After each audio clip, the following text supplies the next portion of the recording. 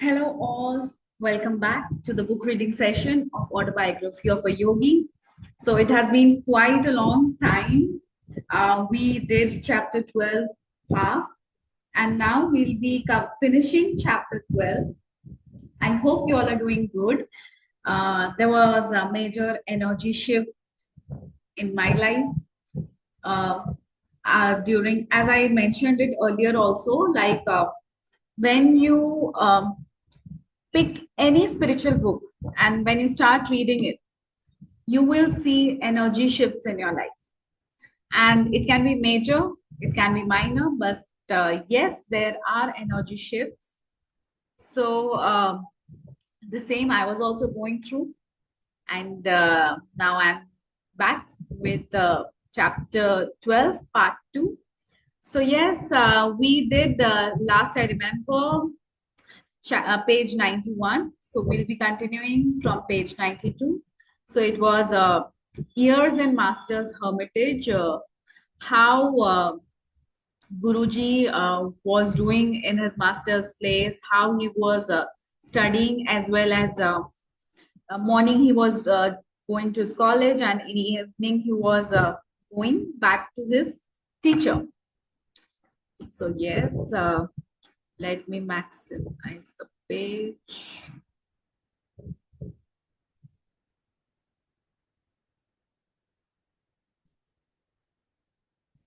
Yes, this was 91,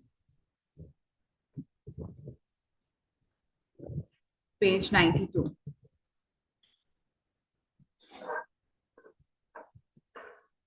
No man's body is precious. It has the highest evolutionary value because of unique brain and spinal centers. These enable the advanced devotee to fully grasp and express the loftiest aspects of divinity. No lower form is so equipped. It is true that one incurs the debt of minor sin if he is forced to kill an animal or any living thing. But the Vedas teach that wanton loss of human body is a serious transgression against the karmic law. So just let me see the meaning of wanton.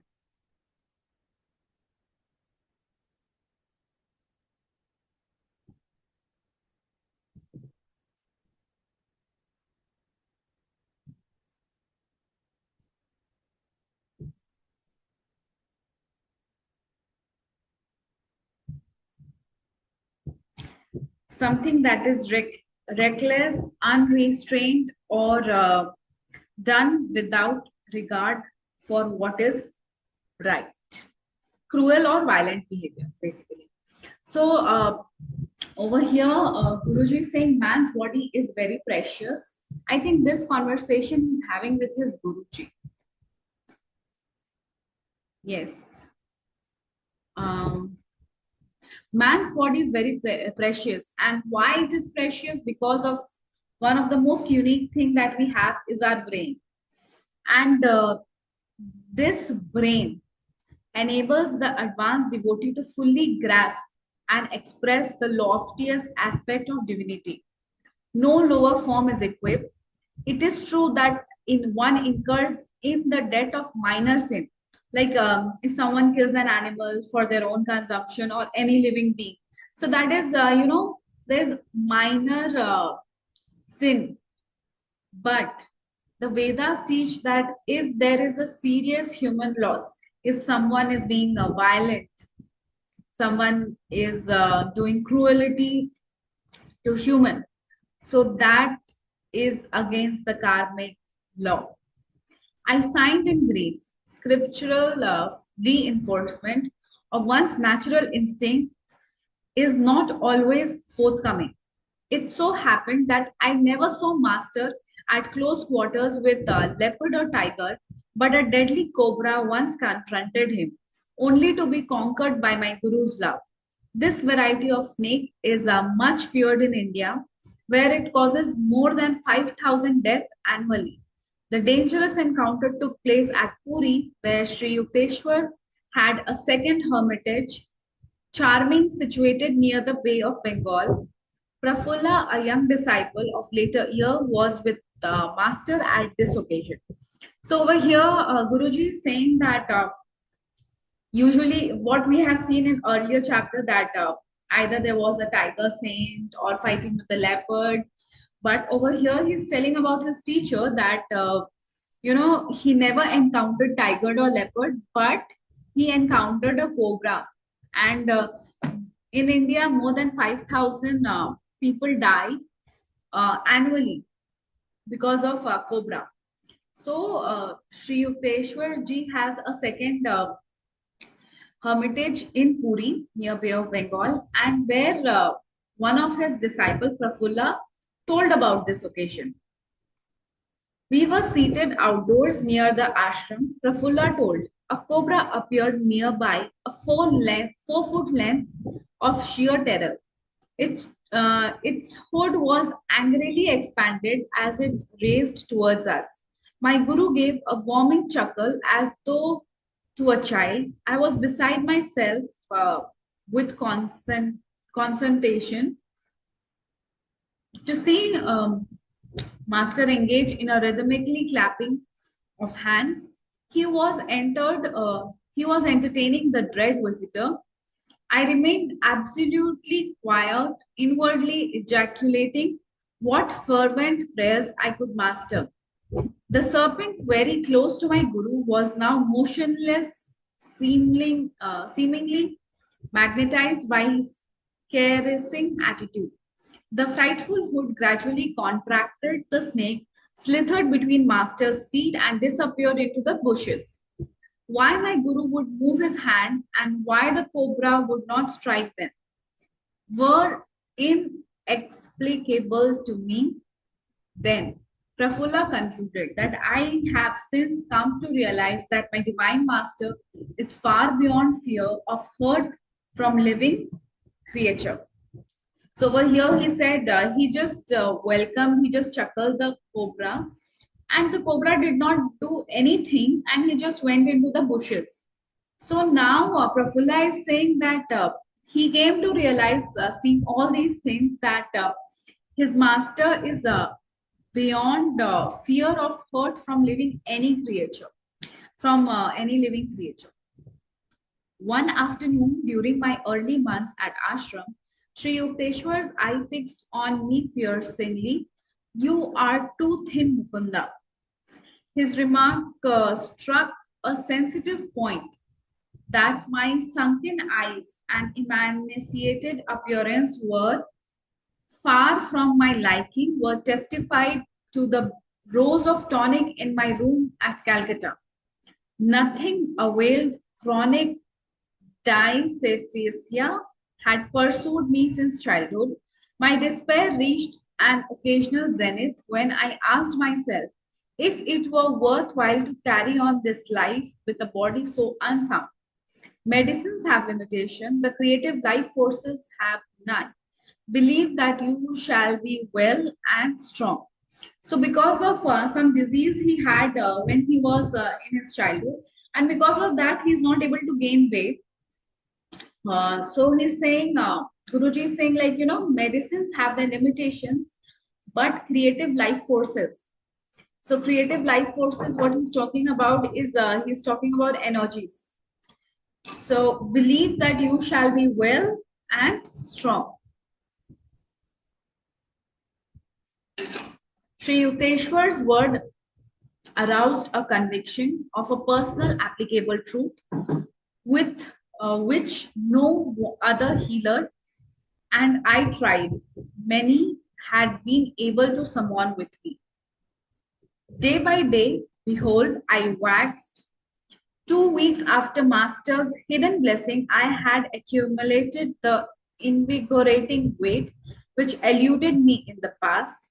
My persistent stomach ailment vanished with a lifelong permanency. On later occasion, I witnessed my Guru's instantaneous divine healing of persons suffering from omnious disease, tuberculosis, diabetes, epilepsy, or paralysis.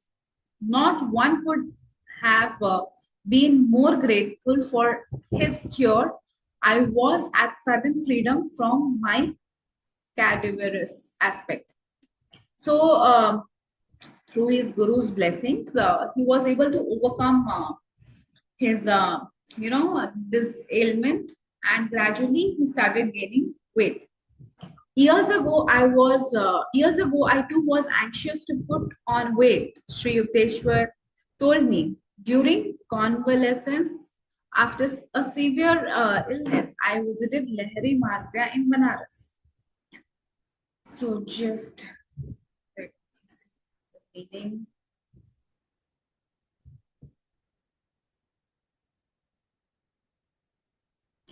Gradual recovery of health and strength after an illness.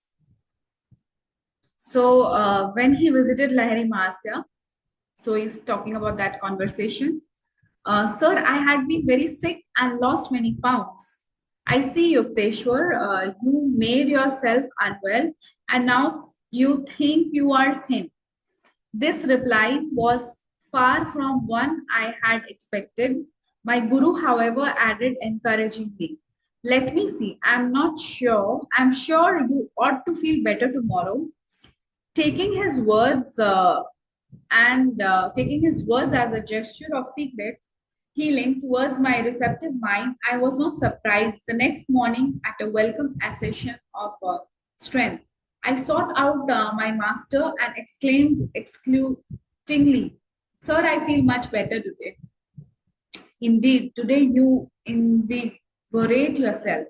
No, master, I protested. It was you who helped me. This is the first time in a week that I had any energy. Oh, yes, your malady has been quite serious. Your body is frail, yet who can say how it will be tomorrow?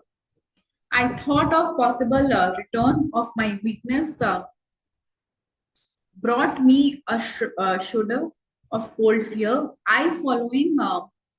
The following morning, I could hardly drag myself to Lahari Mahasya's home. Sir, I am ailing again. My guru glanced with a quizzical, so once more you indispose yourself. Gurudeva, I realize now that day by day you have been ridiculing me. My patience was exhausted. I don't understand why you disbelieve my truthful reports. Really, it has been your thoughts that have made you feel alternately weak and strong. My master looked at me affectionately. You have seen how your health has exactly followed your expectation. Thought is a force, even as electricity or gravitation. The human mind is a spark of the almighty consciousness of God. I could show you that whatever your powerful mind believes very intensely would instantly come to pass. So he's telling like, Guruji, why don't you believe the reports? This conversation is between Sri Yukteswar Giri and Larry Masya. So he's saying that Larry Masya said, in your thoughts, you're continuously thinking that you are weak, you are ill, and that's why you're manifesting it instead of me giving you energy. Knowing that Lahari Masya never spoke idly, I addressed him with great awe and gratitude.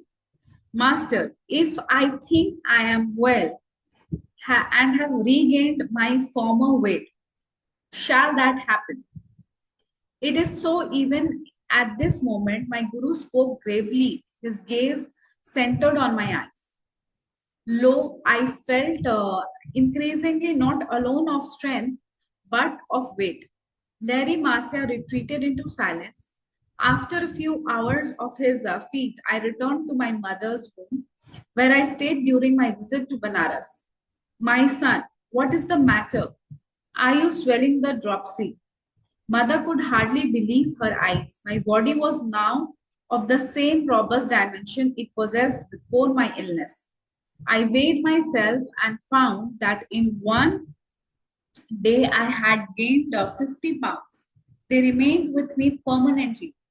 Friends and acquaintances who had seen me thin figure were aghast with the wonderment. A number of them changed their modes of life and became disciples of Lahiri Mahasya as a result of this miracle. So when he was healthy, he was fit. So people around him saw him in his healthy state, and then lot of people became his disciple after seeing this. My guru, awake in God, knew this world to be nothing but an objectivized dream of creator. Because he was completely aware of his unity with the divine dreamer, Lahiri Mahasya could materialize or dematerialize or make any change he wished in cosmic vision. All creatures is governed by law. Sri Yukteswar concluded. The ones which manifest in the outer universe is discoverable by scientists and is called natural laws. But there are subtle laws ruling realms of consciousness which can be known only through the inner science of yoga.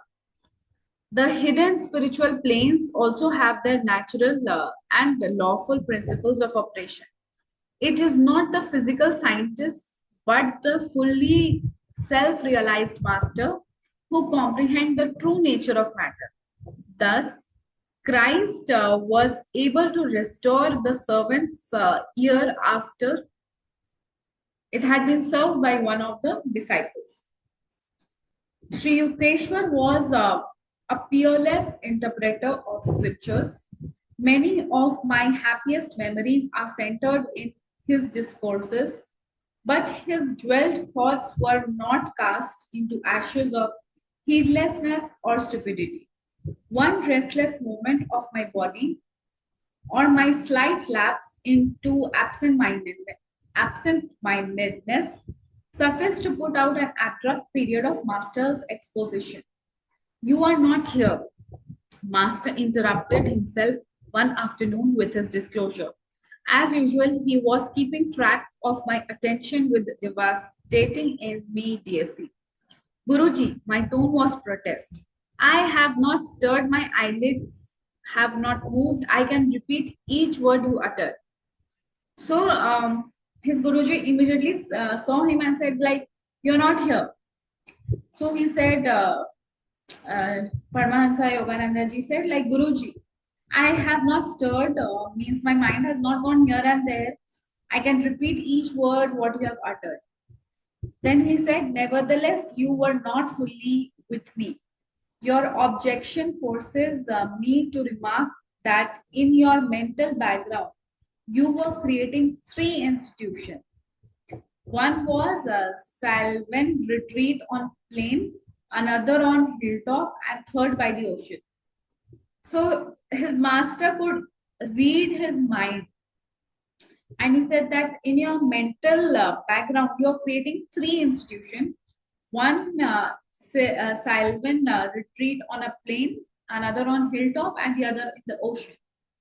Those vaguely formulated thoughts had indeed been present almost subconsciously.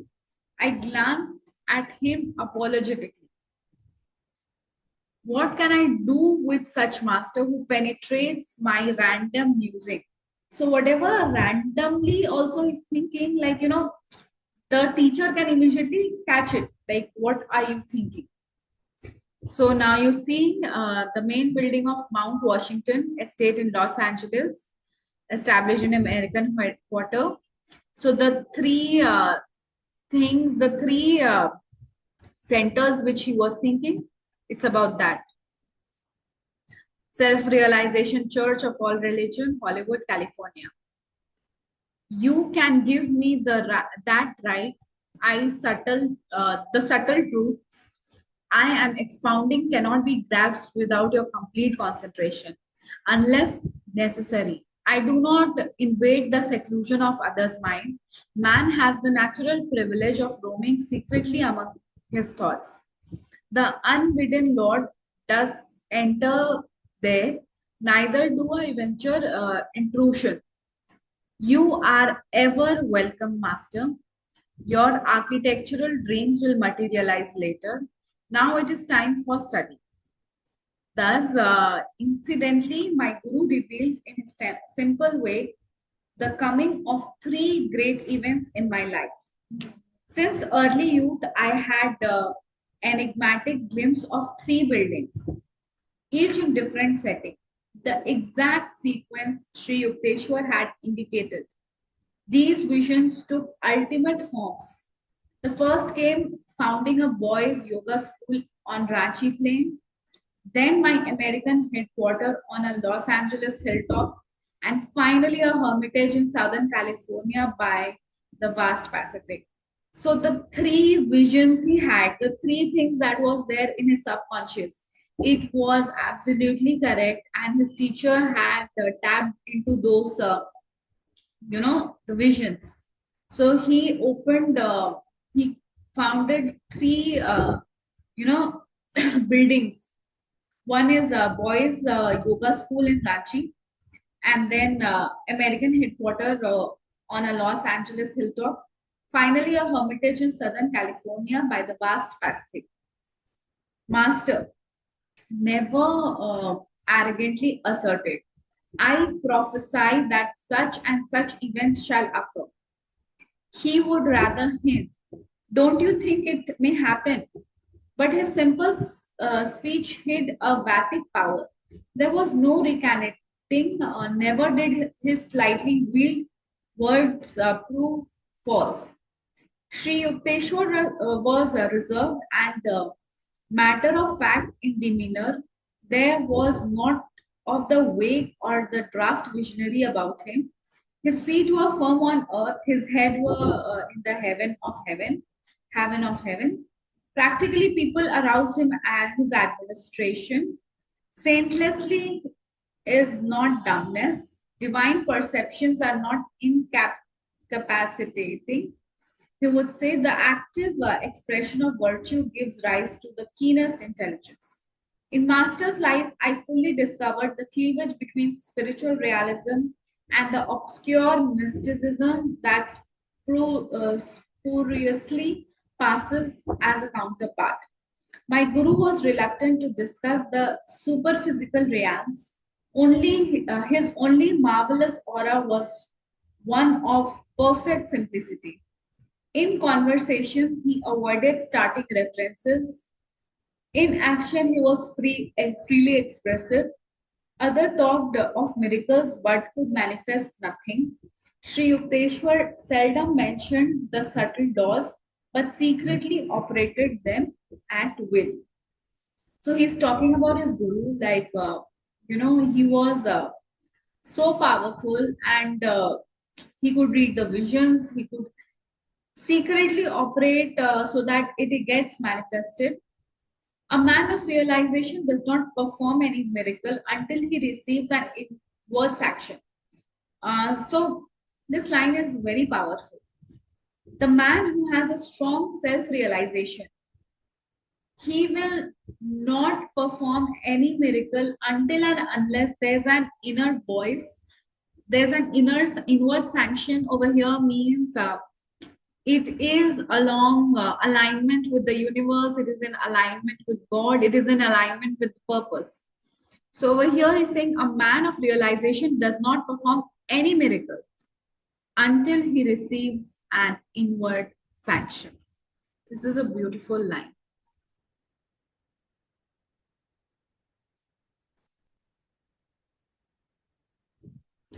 Master explained, God does not wish the secrets of his life, of his creation revealed promiscuously.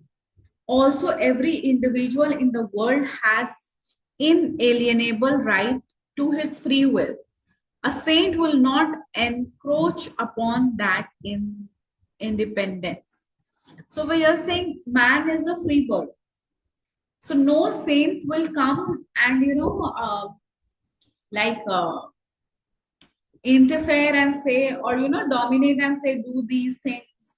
So man is free and independent, and one who has free will, one who is willing to do by his own will, can follow the path. The silence habitual of Sri Yukteswar was caused by his deep perceptions of the infinite. No time remained the interminable revelation that occupied the days of teachers without self realization. In shallow men, the fish of little thoughts cause much commotion. In oceanic minds, the whales of inspiration make hardly a ruffle. This observation from Hindu scriptures is not without discerning humor.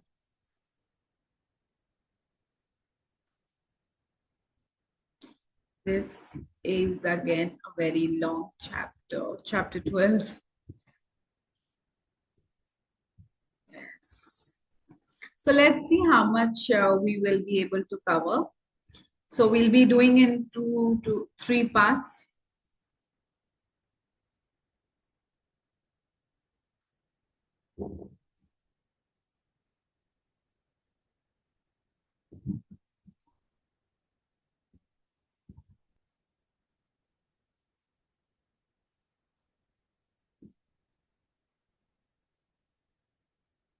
Yeah.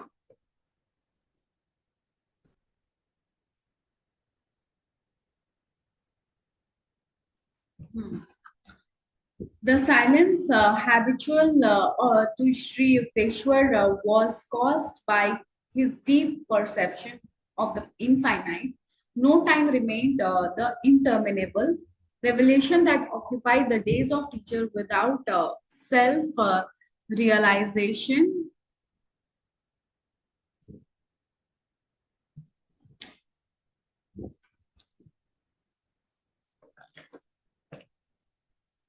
In shallow men, the fish of little thoughts cause much commotion. In oceanic minds, the whale of inspiration hardly ruffle. So he's telling, like, where the mind is very not that developed, shallow men, people that, who are not open minded.